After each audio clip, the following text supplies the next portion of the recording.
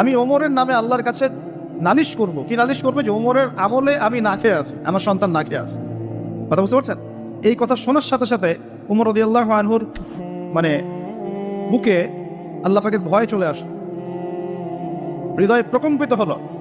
প্রকম্পিত হওয়ার পর তিনি নিজে চলে গেলেন মদিনায়, যেটাকে বলি আমরা বাইতুল মাল, মানে রাষ্ট্রীয় সম্পদ যেখানে থাকতো ওটাকে বাইতুল মাল বলা হতো। সেখান থেকে একটা আটার বস্তা নিজের কাঁধে উঠিয়েছেন, উঠিয়ে নিজে পায়ে হেঁটে ওই মহিলার বাসায় যাচ্ছেন। তার পাশে থাকা একজন সাহাবী, তিনি বলছেন, তার নাম আসলাম রাদিয়াল্লাহু আনহু, তিনি বলছেন যে ইয়া আমিরুল মুমিনিন, হে আমিরুল মুমিনিন, আমাকে দিন, আনা আহমেলুক, আমি এটাকে বহন করে নিয়ে যাই, আপনি চলেন সাথে, সমস্যা নেই, আমি বহন করে নিয়ে যাই অ্যাটলিস্ট।